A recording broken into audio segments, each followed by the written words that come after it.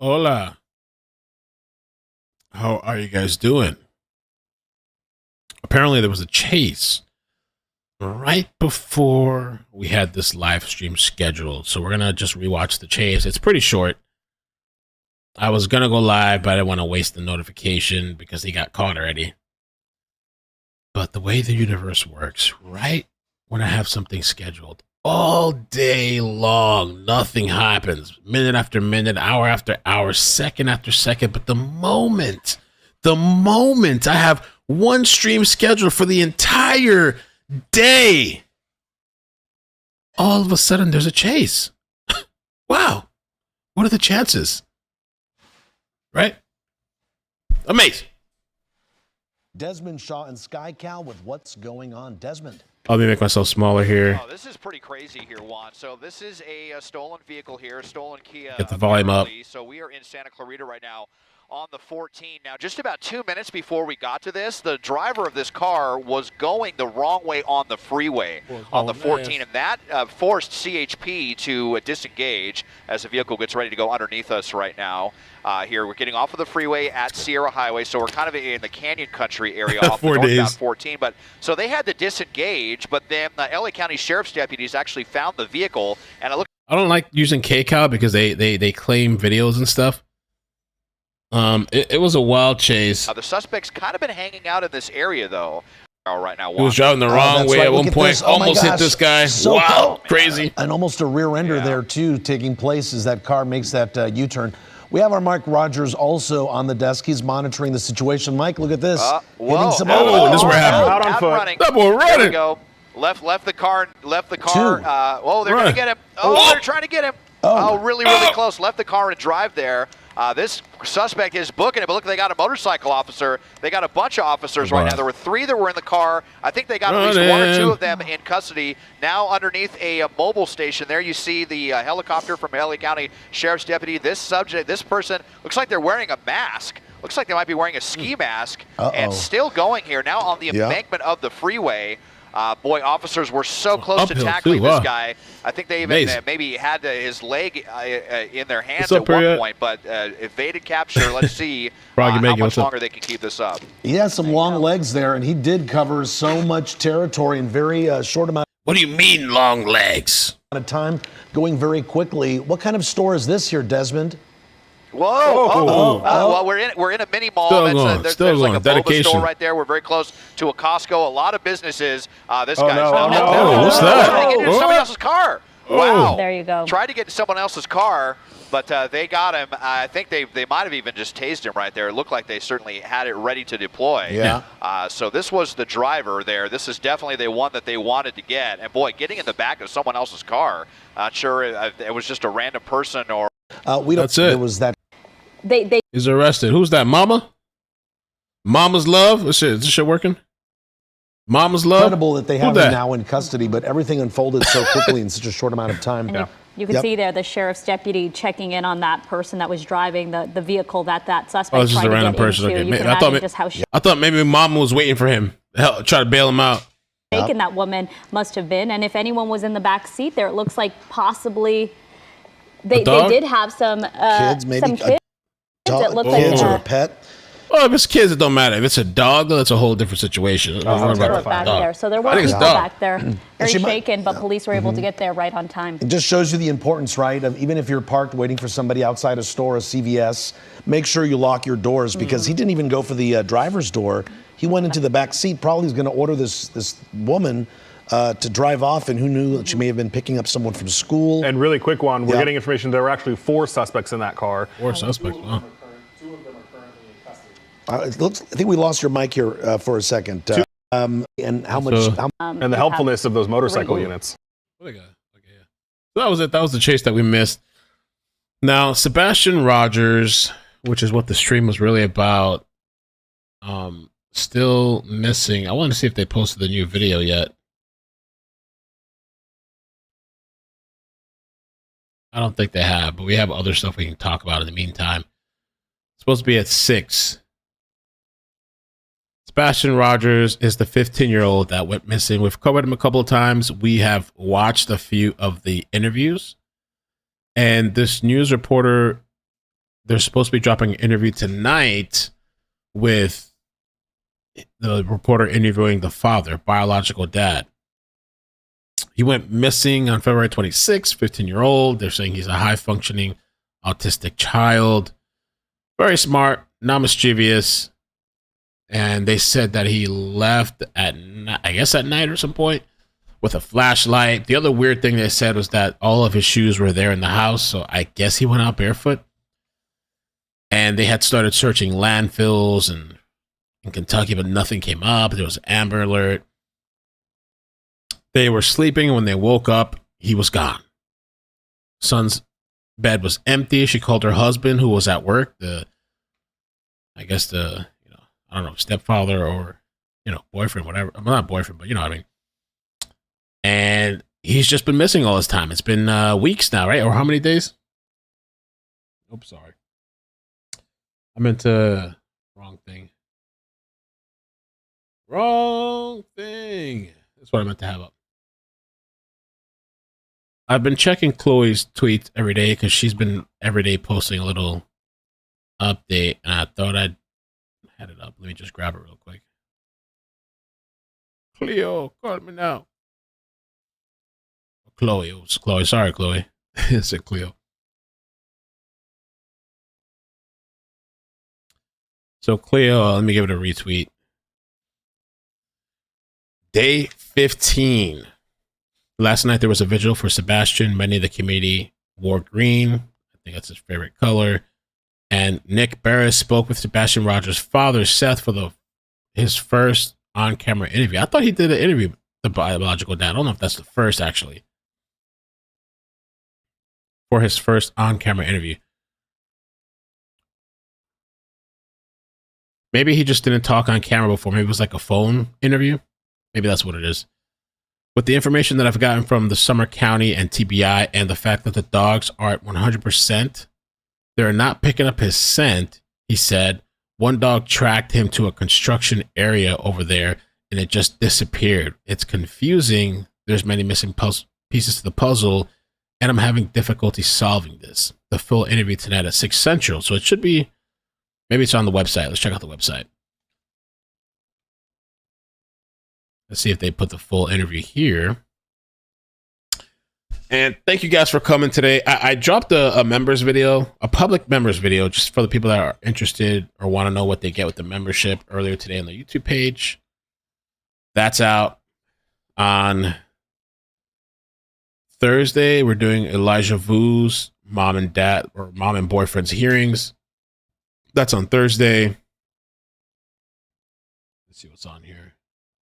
It's been 2 weeks since Sebastian Rogers was reported missing. Crews have searched high and low and followed every...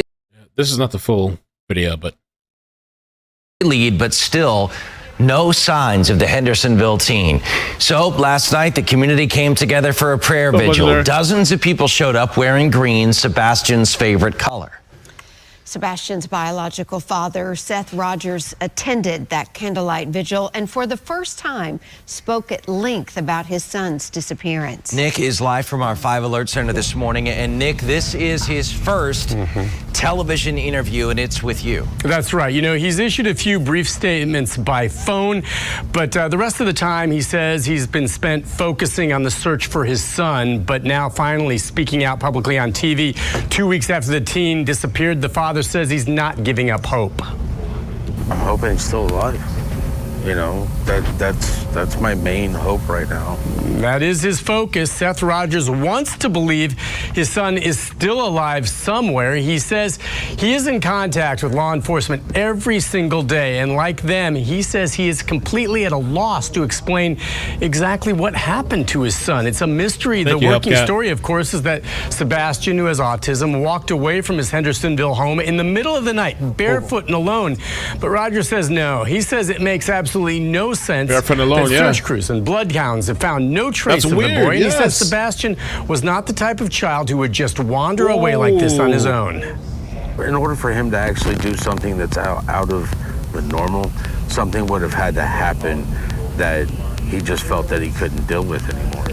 What that is and how, no one really knows, and Seth Rogers can't explain that. But I can tell you, he doesn't like to think that this is a possibility, but he does not rule out the chance that there is foul play involved in what happened to his son. He knows that if his son could, he would, and is very able. He knows how to work a phone and communicate. He would reach out to the father for help.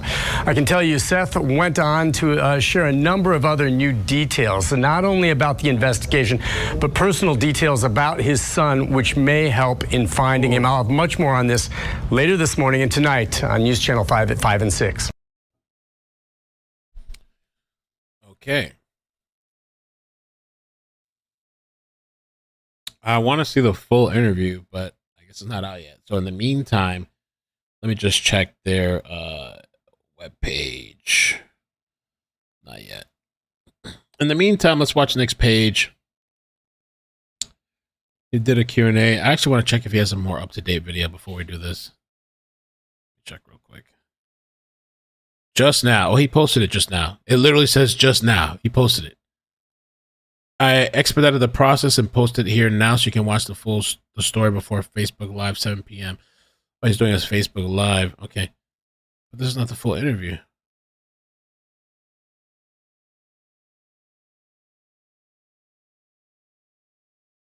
This ain't the full interview, man.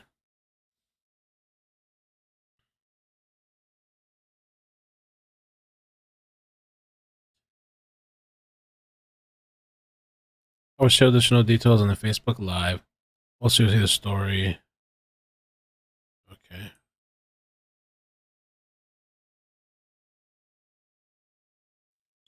I'm looking at his page. Let's see. Oh, here's a snip, 15 seconds. I don't want to watch it live from 2 days ago. I think that's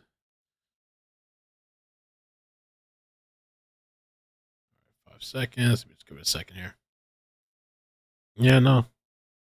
It's not on the website yet. All right, so in the meantime, what we'll do is then we'll just watch this. He gave an update on Saturday. We'll watch this in the meantime. Beres coming to you Facebook Live, 5 o'clock Central Time, as I said I would earlier in one of my previous posts, and kind of giving you an update on the latest on Sebastian Rogers. We did a Facebook Live a few days ago. There have been a few developments since then.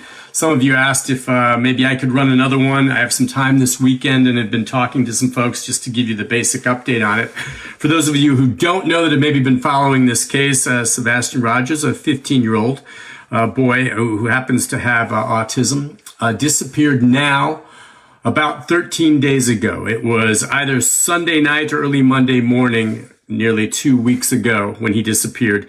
Not a trace of him seen since. This is from his home in Hendersonville in Sumner County, Tennessee. And an awful lot of attention being given to this. A lot of people care, would like to see this boy found. And the question is, where is he? What makes this case just so baffling to so many is that investigators from the very beginning, when they were called by the boy's mother and stepfather that he had gone missing, have done everything they possibly can. I will say this right at the top. The fact that he hasn't been found is certainly not the fault of law enforcement, which I believe, having covered missing children cases in the past, have done everything textbook. They've covered bases, they've done thorough and organized searches, and have not found a trace of that boy. That is why I've said, and it's pretty early on, that in the absence of any evidence whatsoever of him having left the home barefoot, walking away, that this missing persons case transitioned to a case of criminal investigation with the possibility of foul play. An Amber Alert is in effect as we speak. And it's the simple fact, as I've said time and again, that children simply do not vanish without a trace on their own. They just don't. Okay? Except for extraordinary circumstances. They do not vanish on their own. So let me hit you real quick. So, I don't know. It's interesting. I wish we could hear more from the father. Apparently, Nick's going live on his Facebook at 7 their time. But the interview that they released, I'm hoping there's more that comes out because it was like a couple of seconds. I know it's longer than that. I just feel like I don't know. He hasn't turned up all this time. Is he still really lost out there, or is there something more nefarious to this whole situation with Sebastian? I think even his father's kind of alluding to his biological dad by saying that he just wouldn't run away and his shoes are still there, and it just doesn't make sense.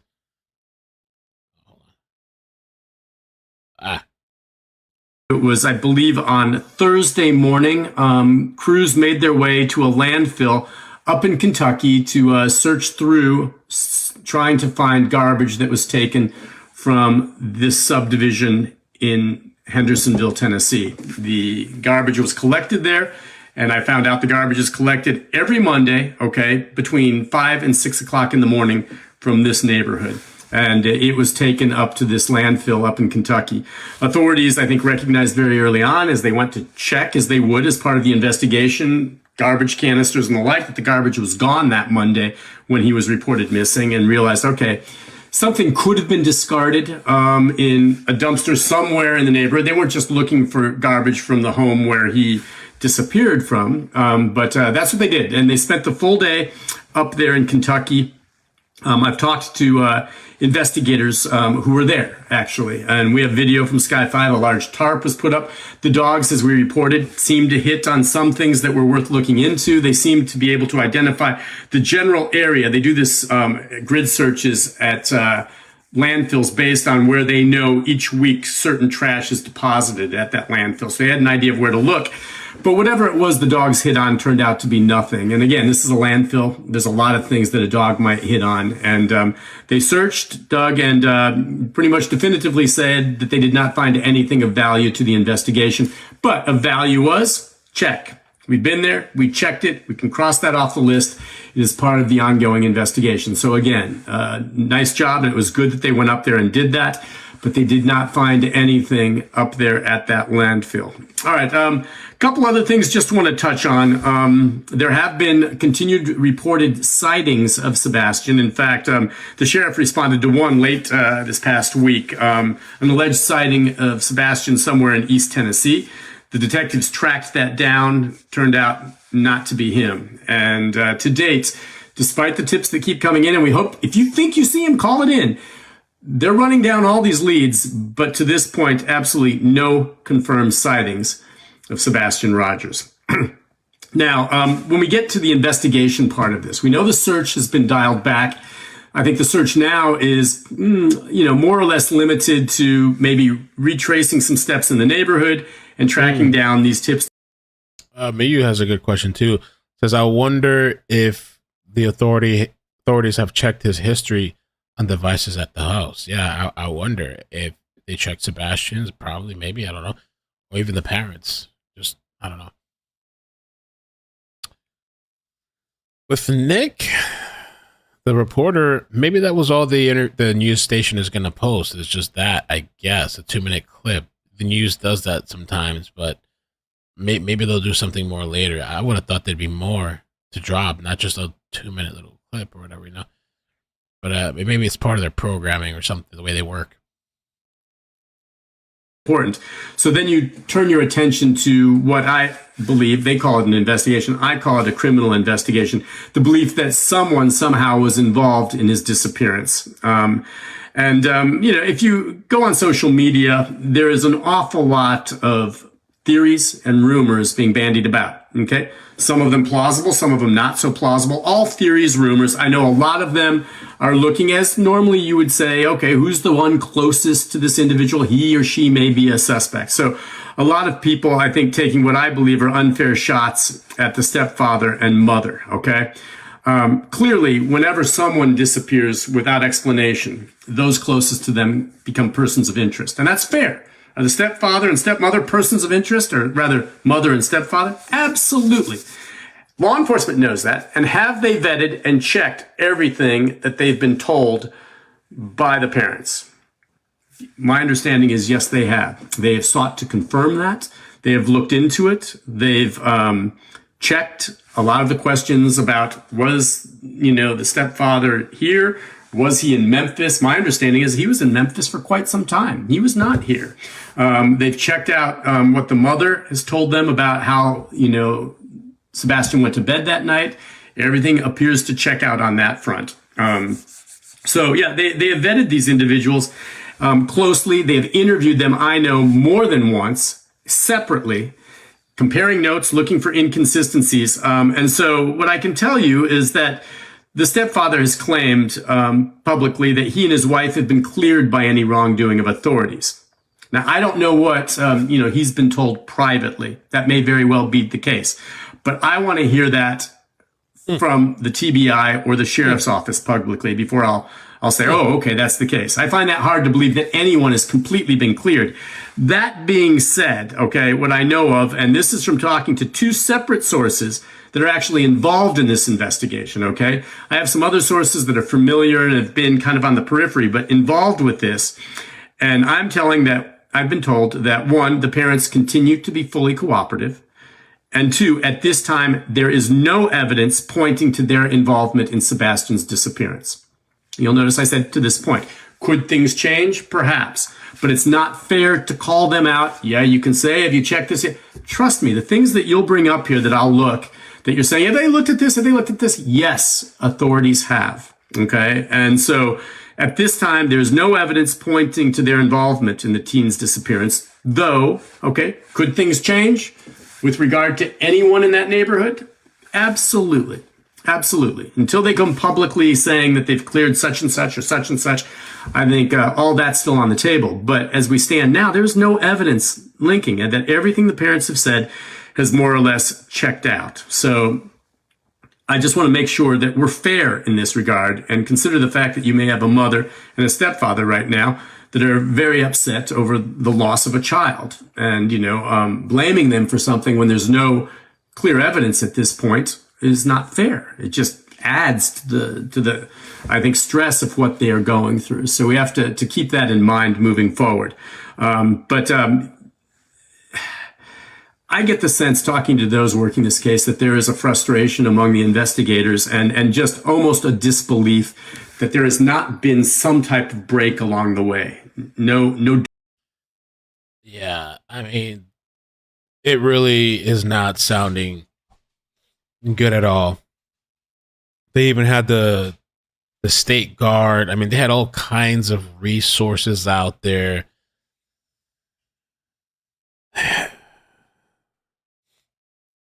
How far could he have gotten? I mean, I guess it does seem like kind of dense, like the woods and all that stuff out there, but I don't know how far that kid would have gotten.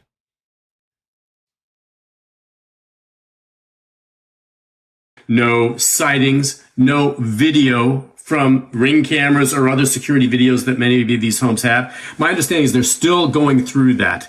And in the coming week, I may have some new developments that I'm able to share with you with regard to video and what was maybe seen in the neighborhood at that point and maybe what wasn't. But there's been nothing definitive there. If they had something of a suspect in the neighborhood on video, you can bet they'd be making that public and say, we want to talk to this man or woman. And we'd have that all over the media for you. They don't have that. They don't have that. I do know this from past cases I've covered involving missing children. And Sebastian's a little older, age 15. The more time that passes, the less likely one that he's found and the less likely one that he's found alive. And that's a concern. No one. They're saying supposedly the interview is going to be after 7, I guess. It will be on Facebook Live at 7. Maybe finding him alive, but if after this much time, Sebastian did somehow just wander off on his own and no one else was involved, he would have come out if he was in hiding. Okay, a lot of people say, well, what if he's hiding? This is a teenager with autism that maybe feels overwhelmed and he's hiding. Sure. By now, of course, he certainly would have come out. He would be hungry. He'd be looking for help. Is it possible he fell into a hole? Is he possible he's locked in someone's home or a garage without knowing and no one knows about it? Absolutely. Maybe that's the case. And if that's the case and he's somewhere like that without food and water for nearly 2 weeks, that's a bad situation. So, yeah, I think If he wandered away that way, that's a bad scenario. The other part could be, was he abducted and is he being held by someone somewhere? That would mean he's possibly alive, sure. Okay, was there some other type of foul play? Did something else happen when he left that home? Did he leave the home? Was someone else involved? Was there some stranger involved? All those questions are out on the table. I wish I had more to tell you. I wish there was more that we could cover tonight. That's basically what I have for you, but I wanted to put that out as the rumors in the vacuum that's there from authorities who I don't blame them. They're busy and they're not calling news conferences when they don't have something really new to share. In that vacuum, we have rumors and theories and people digging into everyone's background and trying to find clues to this. Go ahead and dig into whoever's background you want, okay? But the key is there any evidence linking to anyone to his disappearance? That's the key. I mean, I feel quite certain that law enforcement has done their diligence checking to see if there are any, convicted sex offenders who live in the neighborhood or anyone with a criminal past that might be someone that could be involved in this. They'll be checking into that. Even if there are, you've got to find evidence linking them to that. So, an important thing, though, and the thing we can't lose sight of is that it's crucial that Sebastian be found. And hopefully he is found alive. We all hope and pray for that and don't give up hope. But even if he's not, his body or remains have to be found because that is what could lead to the investigation and help them determine exactly what it was that happened to him. Without that, this case could very quickly go cold. And we know there have been some high-profile cases. Summer Wells out of far East Tennessee, that case still is not solved. Joe Clyde Daniels, his remains have never been found, though his father confessed and is doing a life in prison for killing him. But I mean, there are cases sometimes. There are cold cases. We don't want that to become this. It's right now very active, but in no time, you'll already see. And that's one reason I'm determined to continue to do updates and stories on this. Because you know how the news cycle works. You report on it and eventually it dies down. There's nothing new and authorities don't have much new to say and the story fades away. And especially when you're dealing with children, I just can't stomach that. I'm not going to let the story go. Does that mean I'm going to do something every day? Not necessarily, but I'm going to keep it out there and I'm going to continue digging for new leads, new tips, or anything that can keep you all engaged to maybe call in with tips. Ultimately, in these cases, a lot of them are solved thanks to the public getting involved. So it's really about you. My belief is that someone out there knows something. Someone out there knows something. And they need to come forward. Or if they don't, someone needs to know someone knows someone, point the finger at them to check that out. So that's basically what I have on a Saturday.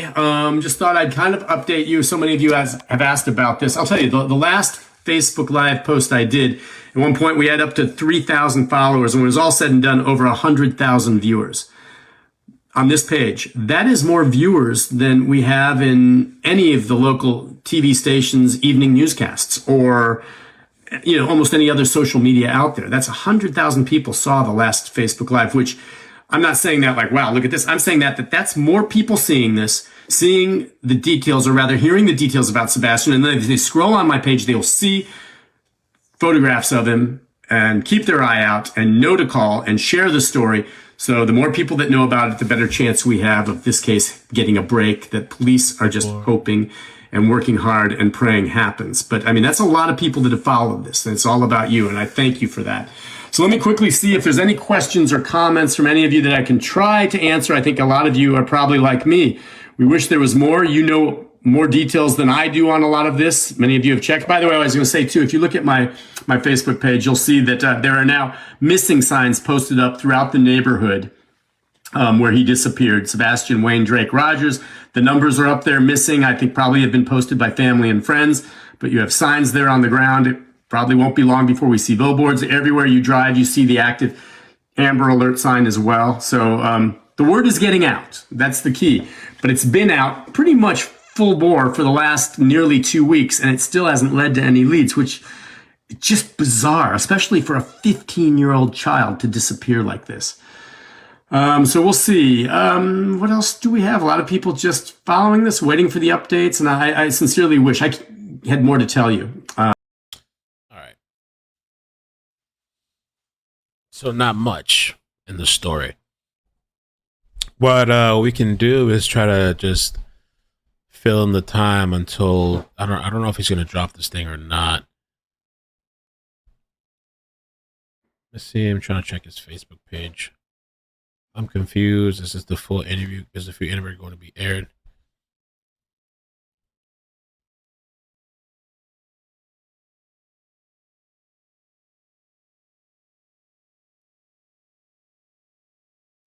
I don't know. Not sure what they're doing. But we'll fill in a little bit of the time. It's pretty crazy that nothing still. Let's talk about a few things, and maybe I can clip this for another time or post it somewhere else.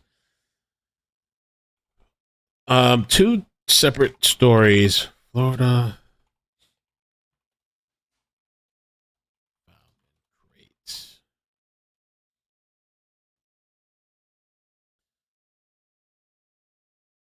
Florida. Let's do this one first. Florida woman, and then we'll talk about this Boeing guy that was found dead. So, missing Florida woman found safe after getting locked inside shipping container. What in the hell? Police say. A Florida woman reported missing on Wednesday was located unharmed before noon Thursday inside a shipping container. Marlene Lopez, 52 years old, was last seen on Monday at her home. A coworker raised concerns when she failed to pick up her son, triggering police to check on her well-being. Okay. Locked inside a shipping container behind a business at 2005 North Cocoa Boulevard. She had been banging on the door until someone heard her and unlocked it, according to police. While Lopez did not sustain injuries, she was transported to the hospital for evaluation and potential dehydration. The circumstances leading to her confinement in the shipping container are currently under investigation. Lopez says she did not know how she ended up in the container. What? A missing woman is found trapped inside of a shipping container in Cocoa. This all happened just a few hours ago off US 1. She was last seen on Monday. Fox 35's Esther Bowers live in Brevard County tonight. So Esther, she survived being stuck in there for quite a while, it sounds like. She not only survived, but really was not that severely injured that we know of. Still, the 52-year-old woman was taken to the hospital. First responders were worried she was dehydrated, and doctors did want to evaluate her. But I do want to set the scene for just how busy this area is. You can see we are just off US 1 right now, so several lanes of traffic. There is a gas station right over here, and we're actually on location at a lawn mowing company. Now, this woman was banging loud enough on this door for a worker to hear her and get her out of this shipping container. We actually heard from her just minutes after she was saved. Take a listen. So what happened? I don't know. I was in one place and I found in another. What? Is this right after she got let out? How she's like, so I don't know. Yeah, so happy. Oh, go ahead. Oh, bye. What? Hold on. Whoa. Hold on. I don't know. I was saved. Take a listen. So what happened? I don't know. I was in one place and I found in another. Cocoa police say 52-year-old Marlene Lopez was found just before noon today. She was last seen by her family on Monday and reported missing yesterday. Now, how she got in the container is still under investigation, and witnesses who found her are shocked at the discovery. In a container of ours. And the container's been locked up since? For a day and a half, probably. How does that happen? It's just locked up. It's not something to use. Right. So what is she doing in there? I don't know. Good question. That's what they're going to find out. So you heard banging? Or yep, heard knocking, and then she come out. Yep. What'd she say? She's been okay, missing thank you, Carly. for 3 days, so something else is going on. There's something more to the story. And you saw in that earlier video, this victim was able to walk herself into that ambulance vehicle. So this entire situation could have ended much, much worse. Now, we do know Cocoa police were actively investigating that missing person report, and that's because a coworker said she failed to pick up her son earlier in the week, so they were concerned. Cocoa police were able to quickly call off their search when they found out this woman was trapped in a shipping container. Reporting live in Cocoa, Esther Bauer, Fox 35 News. Bro. That's kind of sus. They didn't say her name. Marlene Lopez. Let me just search. I just wonder if there's anything else. Does she really not know how she got there? Let's see. Police, Cocoa police seek answers.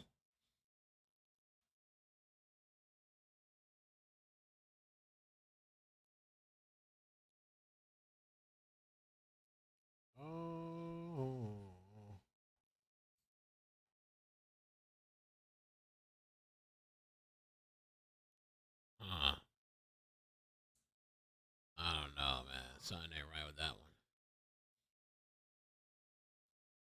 Something ain't right with that one. Off US 1. She was last seen on Monday. That's the same video.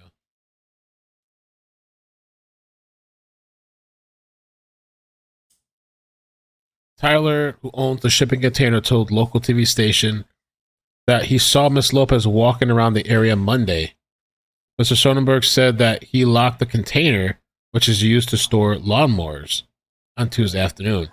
He did not hear any noise coming from it on Wednesday. He added, "It is unclear who heard Miss Lopez banging and released her." Mr.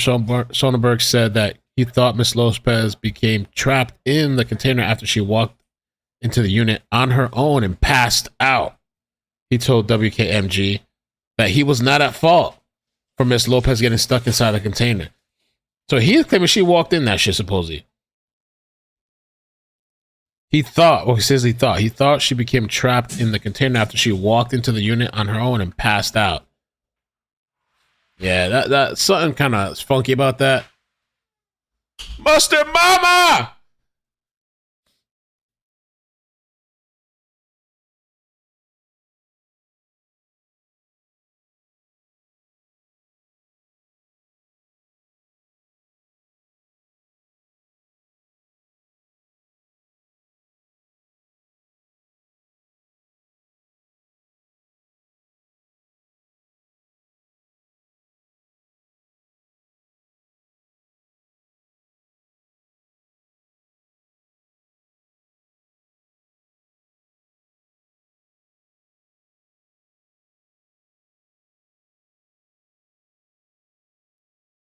Man, they cut me. I can't believe they cut me. Y'all see me? Hopefully we can continue this live. I don't know what's going to mess up. I can't. I guess I can't stream dual stream for some reason.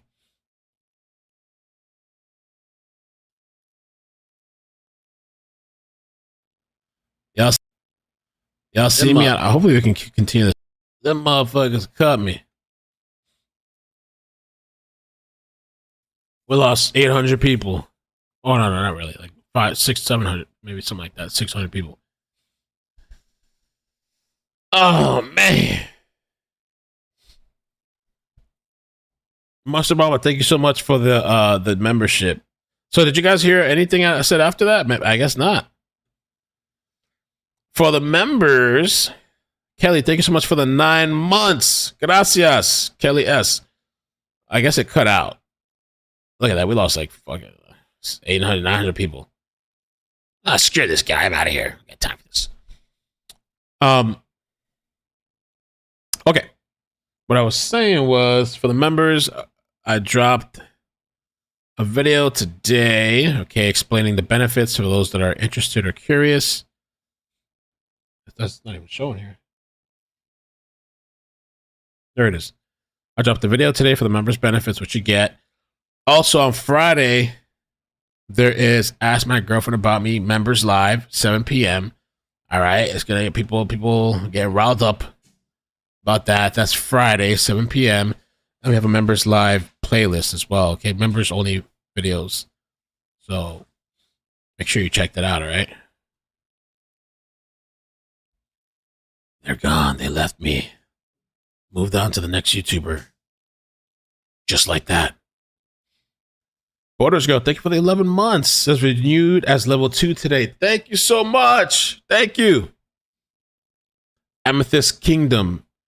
Thank you, says, thank you, Mel, for all you do. Thank you. Kimmy, thank you for the 8 months. Says, I finally made it to level 2. Yes. Yes. Yes. Blue, man, you don't know that? That's my girlfriend on the thumbnail, Blue. Ratford, thank you so much for the memberships. 5 memberships. Oh, I gotta get the music one that's better. You got a membership. You got a membership. You got a you.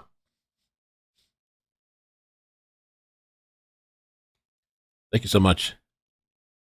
800 fell in a shipping container. Oh my god. Salty C, thanks so much for the 6 months. There's so many members. All the love. Kimmy, thank you for the 8 months. Amazing. All right, let's talk about this. And the part of the live stream is going to be missing now. Did a glitch. But okay.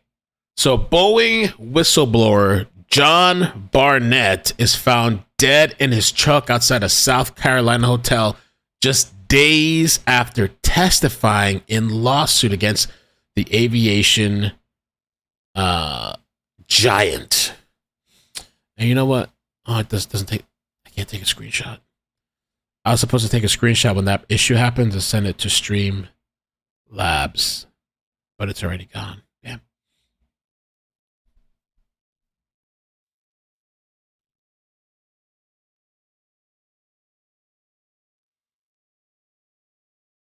Chico, thank you for the 2 months. How you doing? Hit that like button for Mel, please. Thank you so much. Alvis Gale, thank you for the 18 months. Amazing. So, okay, John Barnett, a former Boeing staffer who once raised concerns about the company's production standards, has been found dead in the U.S. John Barnett was 62 and found dead in his truck in a hotel parking lot in South Carolina. Cops said Monday, 7 years after he retired, following a 32-year career. The ex-quality manager at Boeing's North Charleston plant died from a self-inflicted wound, cops in Charleston said, adding that they were still investigating.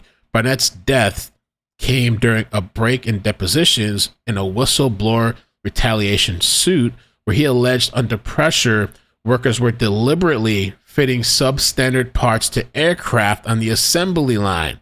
That's why all them shits is falling out the sky, the wheels falling off.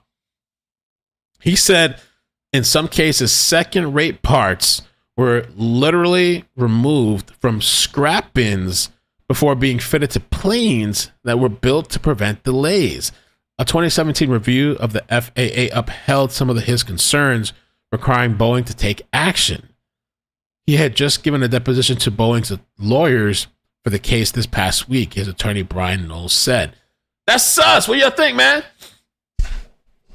That's sus.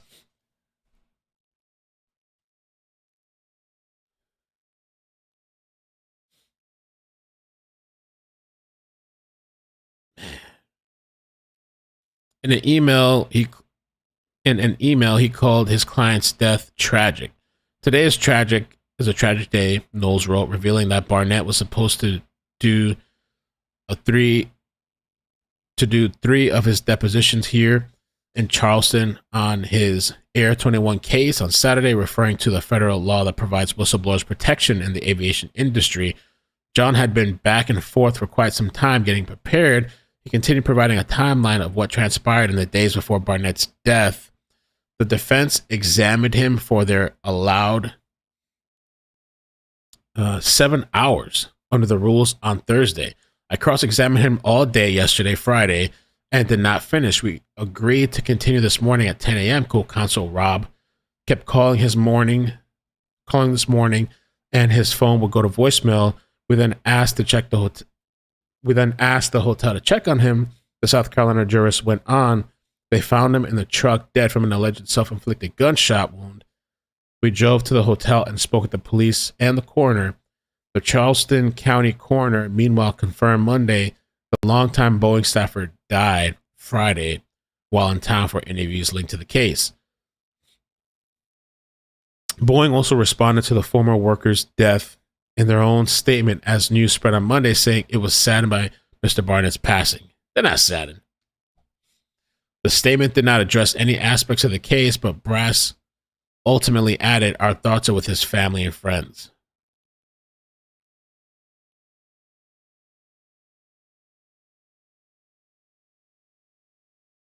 Hell no.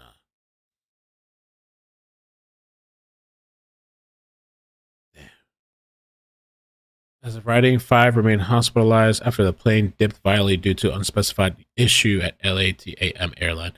So they're talking about a previous incident that happened. The plant where Barnett worked for decades is where Boeing builds 787 Dreamliner, one of the several aircrafts from the airliner that's made headlines as of late. Pictured an unrelated United Airlines Boeing 787-9 takes off from Los Angeles International Airport on July 30th, 2022. Roughly 50 people were treated by first responders after Boeing 787 flying from Australia to New Zealand experienced a technical event that caused a strong movement, jolting passengers in their seat. And then the plane violently dipped. 5 remained hospitalized. Wow. Wow. Meanwhile, in a separate incident in early January, an unused emergency exit door blew off a brand new Boeing 737 MAX shortly after takeoff from Portland International, sparking a still ongoing DOJ investigation. On Friday, shortly before the incident over the Indian Ocean, Boeing said it believed the technical failure involving the door stemmed from something that occurred during production. They go blame it on the workers. Where required documents detail the removal of a key part that failed were never created. Also on Friday, the company said it's committed to continuing to cooperate fully and transparently with the National Transportation Safety Board's investigation, which more than 3 months later remains ongoing. I don't think this guy offed himself. I don't think he offed himself. Oh man, Salty C, thank you so much for the memberships as well, man. Salty C, Route of 4, thank you so much. And Mustard Mama.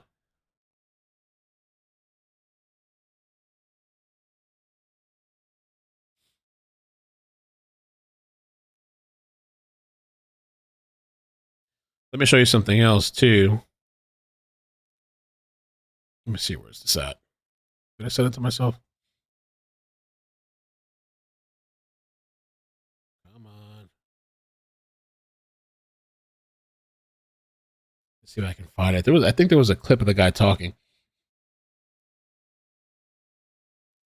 I think it's just too coincidental, man. This guy, after all that time and him blowing the whistle and going through all the whatever, now they're just saying he just killed himself. Nah, bro. Nah. One, this is not a 737 problem. It's a Boeing problem. And I know the FAA's gone in and they've done due diligence and inspections to assure that the door plugs of the 737 are installed properly and the fasteners are torqued properly. But my concern is, what's the rest of the airplane? What's the rest of the condition of the airplane? And the reason my concern for that is back in 2012, Boeing started removing inspection operations off their jobs. So it left the mechanics to buy off their own work. So what we're seeing with the door plug blowout is what I've seen with the rest of the airplane, as far as jobs not being completed properly, inspection steps being removed, issues being ignored. My concerns are with the 737 and the 787, because those programs have really embraced the theory that quality is overhead and non-value added. So those two programs have really put a strong effort into removing quality from the process. When I first started working at Charleston, I was in charge with pushing back defects to our suppliers. And what that meant was I'd take a group of inspectors and actually go to the supplier and inspect their product before they sent it in. Well, I'd taken a team of 4 inspectors to Spirit Aero Systems to inspect the 41 section before they sent it to Charleston. And we found 300 defects. Some of them were significant that needed engineering intervention. When I returned to Charleston, my senior manager told me that we had found too many defects and he was going to take the next trip. So the next trip he went on, he took 2 of my inspectors. And when they got back, they were given accolades for only finding 50 defects. So I pulled that inspector aside and I said, did Spirit really clean up their act that quick? That don't sound right. And she was mad. She said, no. Said the 2 inspectors were given 2 hours to inspect the whole 41 section and they were kicked off the airplane. That's how it gets down with those airlines? Damn, man. They're making like a bunch of money too. Wow, man. Allegedly. I don't know. I have a hard time believing this guy just offed himself.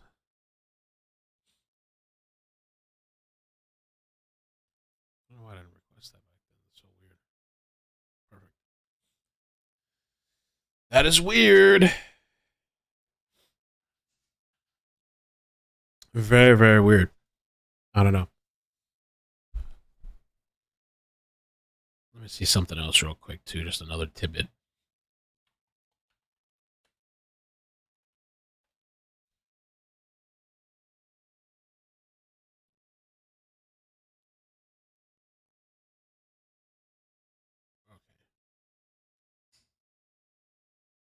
I don't know if that was true. They're trying to say,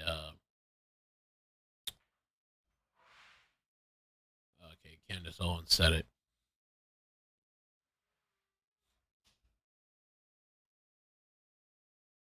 I'll leave that alone. All right. So I will see if this guy comes out with a video. Nick Beres. I will cover it. I don't know if he's gonna drop it or not. I will cover it. Oh shoot. I don't know what else we have for this week, really. Like I said, Thursday, Elijah Vu.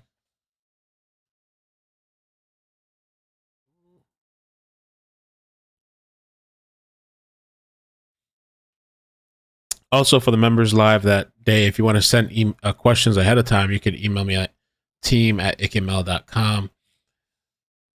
Nick just dropped the interview. All right, let's take a look. That'd be perfect if he did. I don't see nothing. There's nothing there. Kimmy says Nick just dropped the interview with Sebastian. I haven't seen nothing.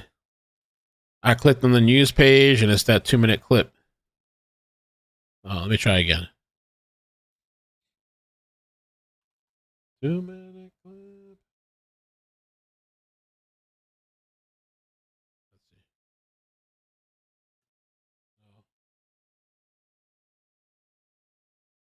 No, it's just a 2-minute clip we watched already. I don't see a full interview.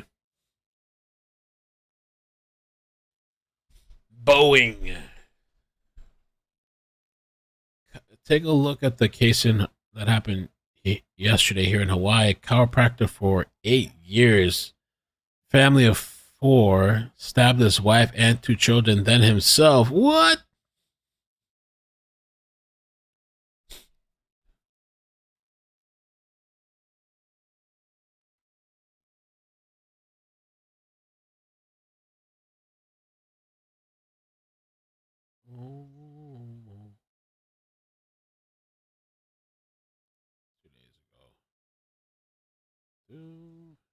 I just checked his Facebook. There's nothing on there yet.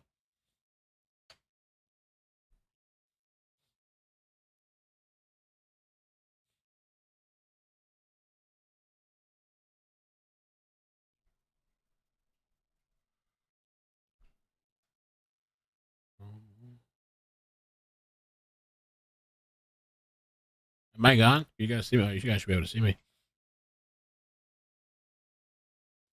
What happened? I disappeared on y'all?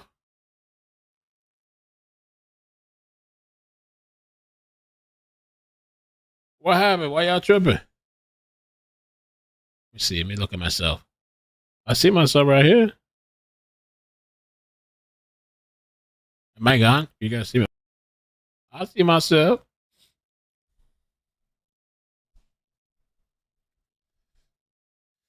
Six minutes till 7. I mean, we can hang out till 7 then and see.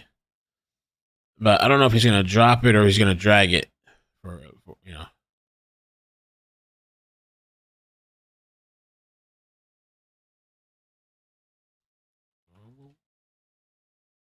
Let's see.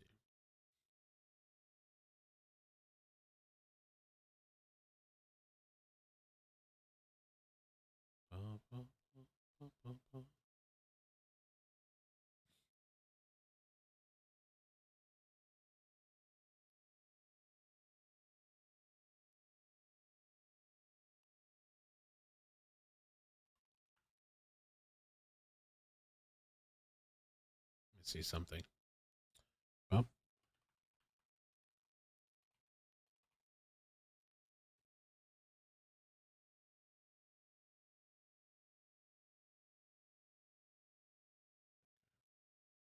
All right, so yeah, we'll buy some time a little bit. Let me see what else we can look at. Ooh. Oil blobs wash into California beaches. Amazing. An oil sheen off the coast of a Southern California beach may have resulted in blobs of tar on the sand. The U.S. Coast Guard is investigating what it calls an unknown substance in the water 1.5 miles off the coast of Huntington Beach. It's a really big response, not just by the Coast Guard, but also by Huntington Beach lifeguards and Orange County Sheriff's Departments are here as well. Reports started coming in on March 7th that something could be terribly wrong. Orange County, California Supervisor Katrina Foley told KCBS officials do not know where the oil is coming from. Started off as a sheen that someone noticed and reported. Cali beaches. Oh.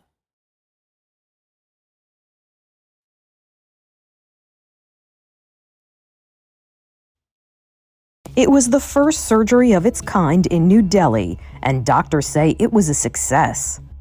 A rare double hand transplant was carried out, and the patient is reportedly doing very well since the procedure in January. A woman who pledged to donate her organs was declared brain dead. The man who received her hands is a painter, and he was kept ready for the surgery. When the woman's family decided to take her off life support, they also carried out her final wish to donate her body parts to people who need them. She used to inspire us about the importance of donating organs. She informed us that she is ready to donate her organs if she dies, so we remembered her wish and gave consent for the transplant. The patient is reportedly still recovering, but he has a good outlook thanks to a generous donor who gave this painter some important tools. Deborah, how you doing? Says, talk about what you've seen about Haiti, please. I haven't seen much. I saw a couple of tweets about it. I mean, we could do a live at some point and cover it one of these days. It looks like complete utter chaos over there. Everything's gone to, it was already bad, but it got worse. I heard that the president fled the country. I don't know if that's true or not. And that guy Barbecue, infamous Barbecue. I saw it. I think I retweeted something about Haiti. Where's that at? Collapsed. The president is no longer in the country. The ports are officially closed. Cannibal gangs are besieging the National Palace and Port-au-Prince. Utter chaos. There was another picture I saw of Barbecue somewhere too. Barbecue.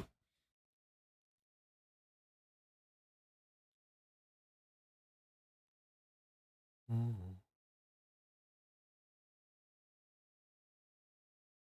right. So we can check it out at some point. But yeah, it's bad. Really bad.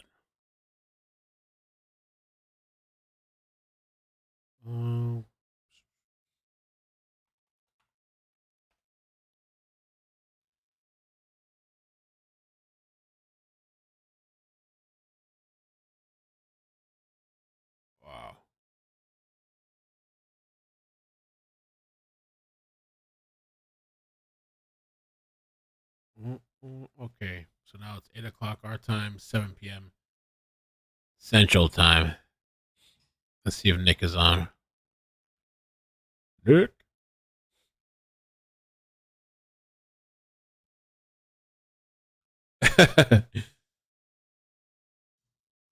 GZA.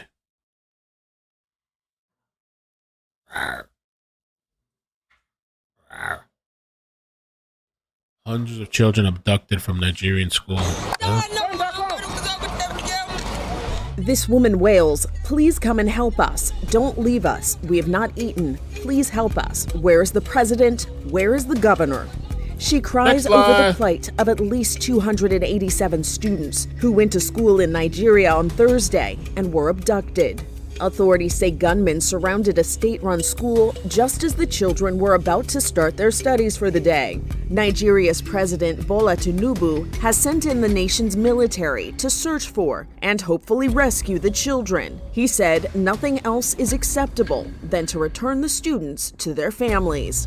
No group has claimed responsibility for the mass kidnapping yet. In 2014, an extremist organization called Boko Haram took 275 girls from their school's dormitory.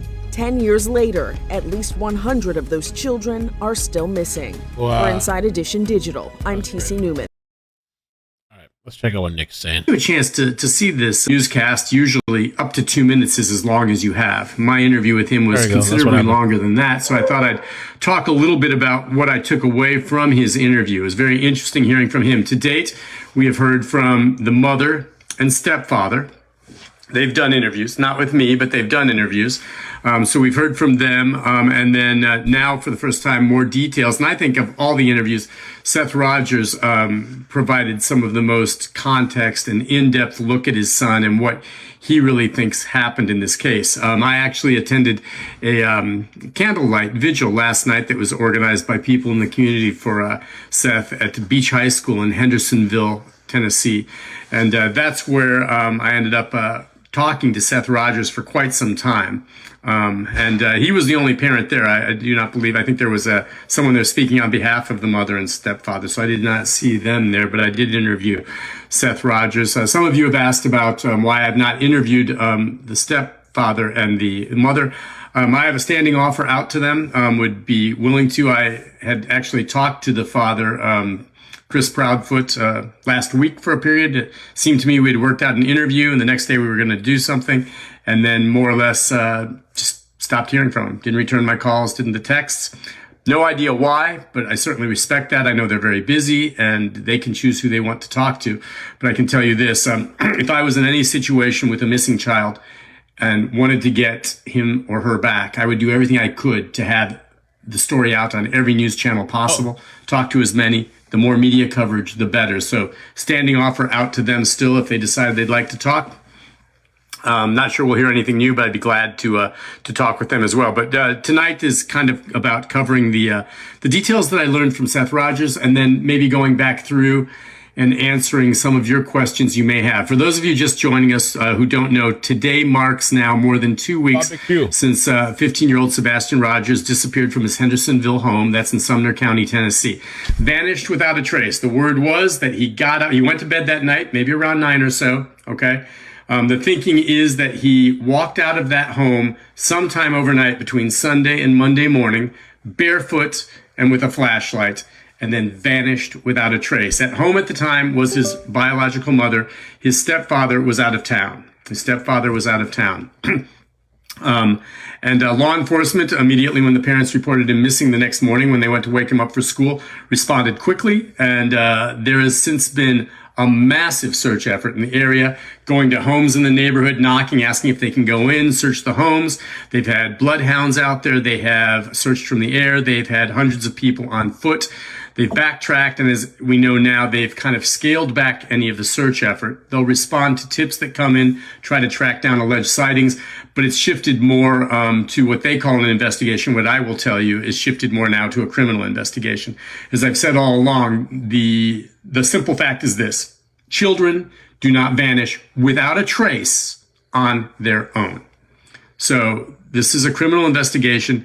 where it is believed that foul play is involved. Are they ruling out the possibility that Sebastian may still be out there somewhere, perhaps, and will turn up? It's possible. I find that highly unlikely. I would be stunned if no one else is involved in this time. That being said, I want to go on the record here right now and speak on behalf of the parents involved. A lot of social media is attacking and making claims about digging into the stepfather and the biological mother, and that's not fair. That is not fair. Same thing if anyone's saying, well, what about the biological father, Seth Rogers? What about the parents? I understand saying this up front that whenever someone disappears like this, immediately, the first suspects are going to be those closest to them, the parents, okay, not dirty a wife, for that. a husband, someone like that. But it's not right for people to continually now on social media at this stage of the game blame the stepfather, the mother. Okay, I've seen more of that than I have with regard to Seth Rogers. Again, he lives in Clarksville. He's a deputy with the Davidson County Sheriff's Department. He was working the night that his son disappeared. But let me just say up front, my understanding, talking to my sources with law enforcement, no one has been cleared, okay? No one has been cleared, meaning, oh, there's no way that's a suspect, okay? That is been looked at this point. No one necessarily cleared. But what I can tell you is that the stepfather and stepmother, okay, have been vetted exhaustively to this point. And law enforcement and people involved in the investigation have told me, okay, that there's absolutely no evidence at this time linking them to the disappearance of Sebastian. And, okay, there's no evidence at this time linking them to that, and that they both and everyone involved continues to fully cooperate with the investigation. So that's what we can say. Now, potentially, could that change when they say at this point there's nothing linking them? Sure, it could. Is there any evidence right now, hard evidence that there's foul play? No. There's no witnesses, there's no blood, there's nothing. But in the absence of him turning up on his own, okay, a child by himself, age 15, high functioning, unless he's fallen into some kind of hole somewhere and can't get out, short of that, he would turn up. Short of that, that means someone else is involved. And it could be anyone at this point. But I just want to again say, and I know a lot of you will continue with the theories and pointing and saying in the absence of all, we have to look at the parents. That's fine. But it's not fair at this stage to call them suspects or to write mean things on social media without having any evidence to back it up. So let's just take time and let's work it. If evidence surfaces that way, I promise you, I'll be all over it, okay? Right. But right now, let's just, back off. There's frustration, I know, because we don't have any new leads on this.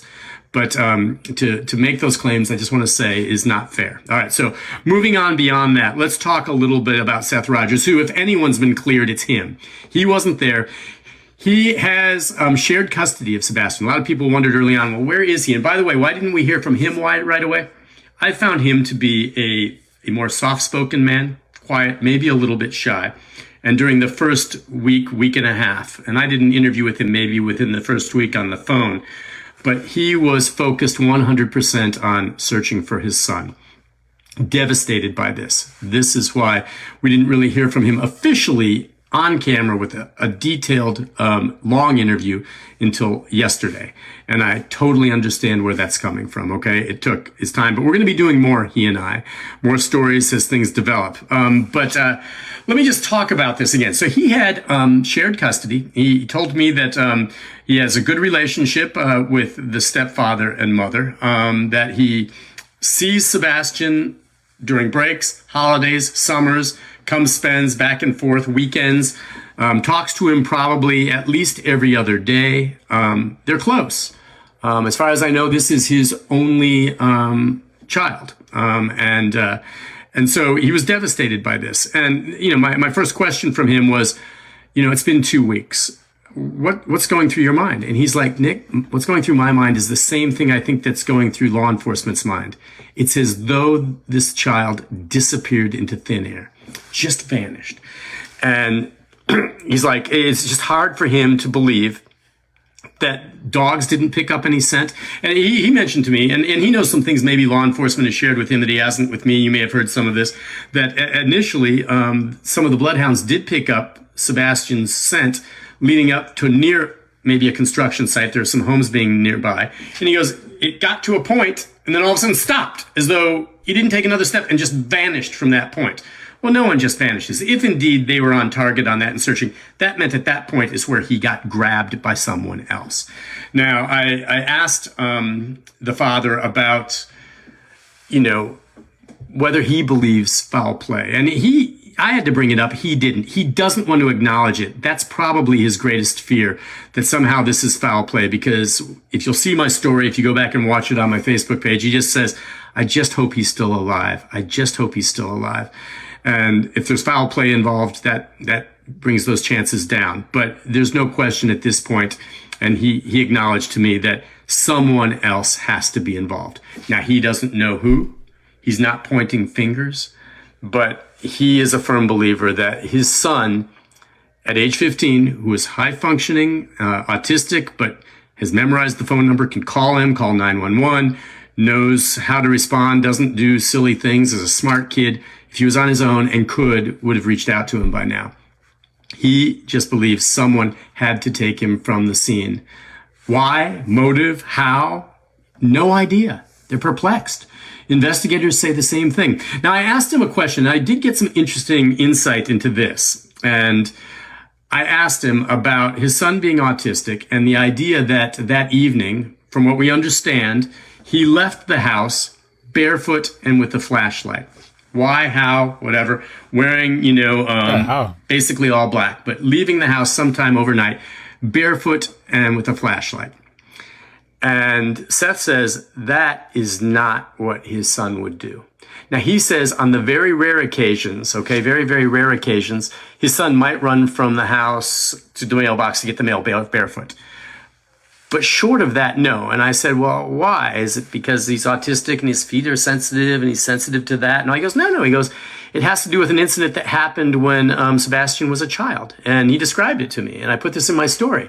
He said that as a child, Sebastian saw a pile of what looked like mud. And as a child would, and I don't know, maybe he was 5 or 6, he goes and stomps on it, And he was in the yard. Turns out, and he was barefoot. He was out playing in the yard barefoot as a little child and stomps on this mound. Turns out it was a fire anthill. And his dad told me, he got lit up by those fire ants that day. Ooh. And that is something that Sebastian never forgot. And from that day forward, and maybe it made a greater impact because he's autistic or whatever, but from that day forward, he did not like the idea of getting his feet dirty, going anywhere where there's dirt, and always wanted to have his shoes and socks on. So would Sebastian, Seth said, go and get the mail maybe barefoot real quick, just run out, grab it, and come back? Yes. Would he get up in the middle of the night, in the dark, walk outside, and then disappear barefoot after what he went through there and what he's like? He just says, no way. It's possible that he went out thinking he was just going to go, briefly outside for something or for some reason. And then the thinking could be that's when he was grabbed or snatched or something happened to him. But he goes, on his own, there's no way his son would have gone walking away and disappeared barefoot. He would have put on his shoes and socks because of that incident with the anthill.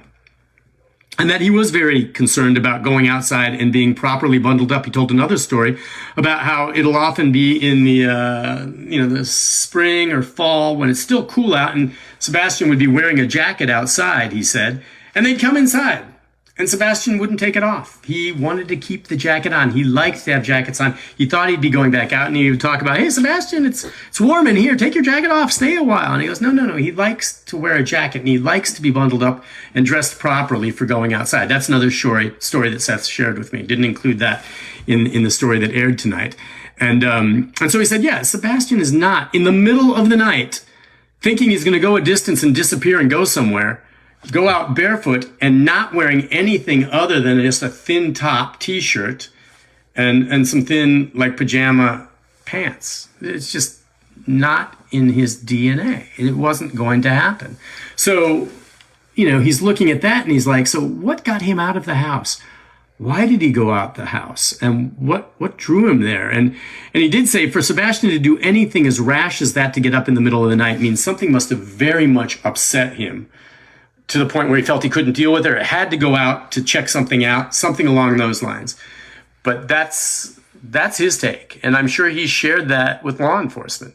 And so, okay, if that's not something Sebastian would do, as we said, the story from the mother and stepfather is that he left, and it appears that his shoes were all there. They shared that, and so it means he probably left barefoot, and they believed he left with a flashlight, which indeed may have happened, but the plan probably wasn't for him to go a long distance away. You know what I'm saying? So something happened to him if he, for some reason, went out in the middle of the night, which again, Seth says his son was not a wanderer.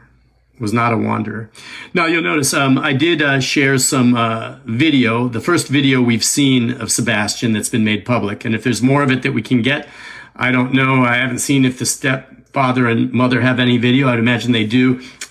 Seth didn't have a lot, but what he provided, and you can have a look at that. There's one video of Sebastian. He's at the front of the line in one of those giant tug-of-wars with a team behind him and a tug-of-war. And you can just see this kid. He's athletic. I mean, his dad's telling me that he's a fast runner. He's strong. He wants to be involved. And you can just see him pulling on this. And the other team wins, pulls him over, and he bounces back up. The other video that we have is from his middle school graduation. It's from a distance. It's scratchy. It's not great. You can hear them call his name, but you can see this lean, young man, I think he's wearing kind of white slacks and shirt, walking and then going to his seat from a distance.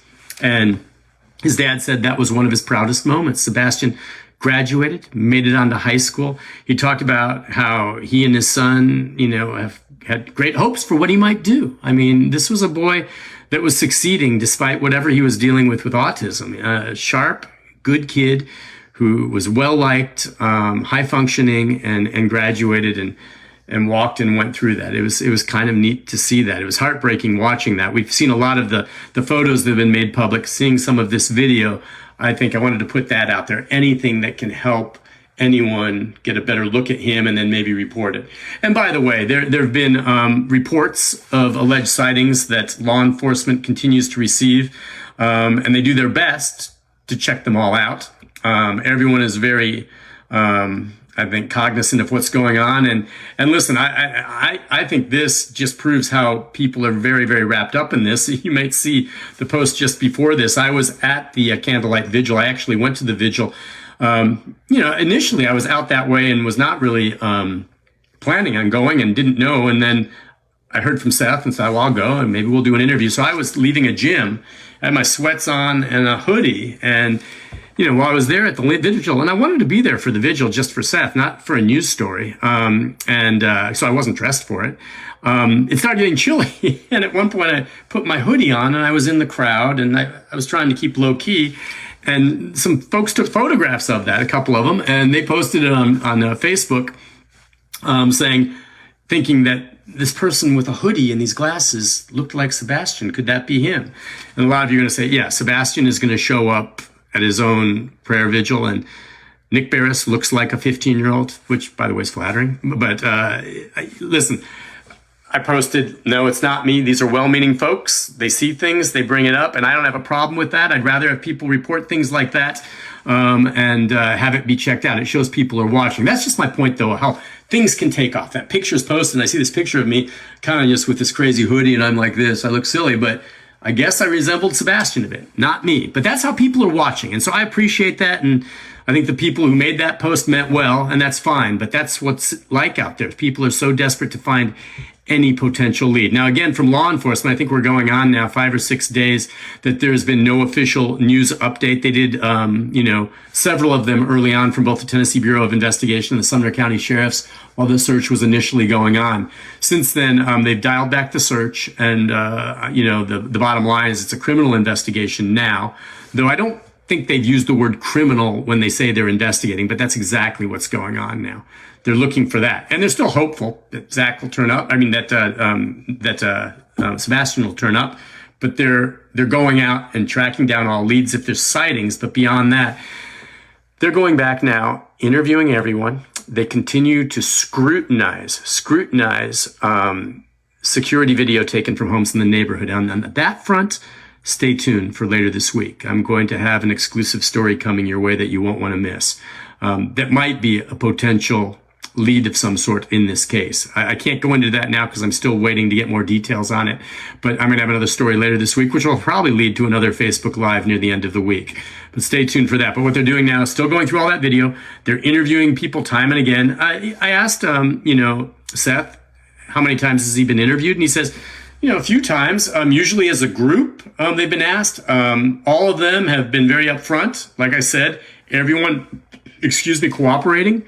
I know that law enforcement goes back and interviews a lot of the key players who were closest to him individually. Neighbors, the mother, the stepfather, the biological father, to look for any inconsistencies in their story. And so, when they do interviews, I guarantee you, law enforcement might be watching this. They may look and see what Seth said. They may have looked and seen what the mother and stepfather said in other interviews to see if everything jived, All right. I put the link to his video and page on Facebook in the description if you want to check him out. Did he edit or just... I just paused it. But...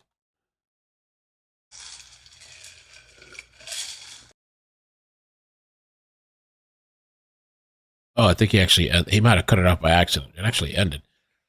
Yeah, but that's it for now. I'm going to keep an eye on the story. I'm going to look into covering some news stories as well. Somebody tagged me on Twitter about this Texas story. I'll mix it up and stuff. Cover some different stories. I'm going to probably clip the Boeing story. I did on the second page. I am going to post, maybe you guys could help me out. If you want to watch the highlight feed for the stream the other day. Let me see if I can do this real quick. Oh, but then I don't have time. I'd rather come up with a title and thumbnail. I don't have time. Well, I have time. Let's see.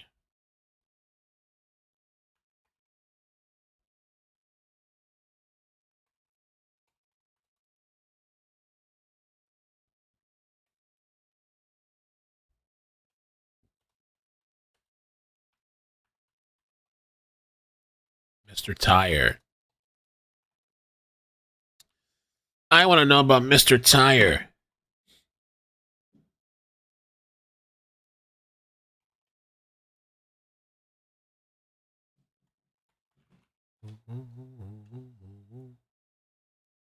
Might as well just drop it now, I think, and move it right there.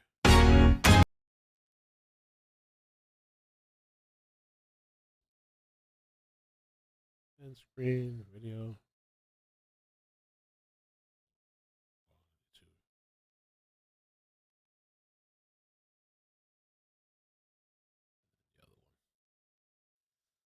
Vigilante.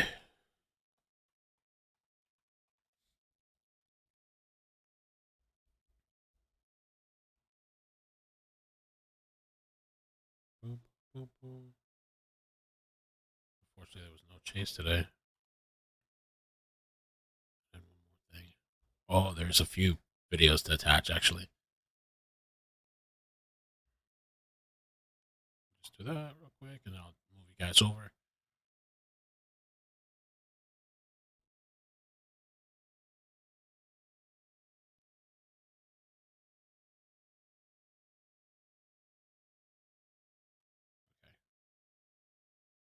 Boom.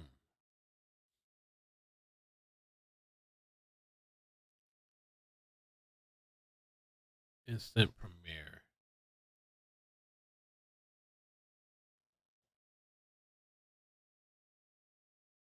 Guys over there. Oh, no, I gotta switch. All right.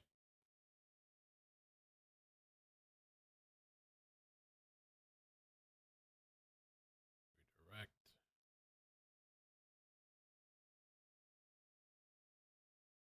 Boom. All right. I will see you guys there. A little highlight reel video. Love you guys. Thank you guys for the membership.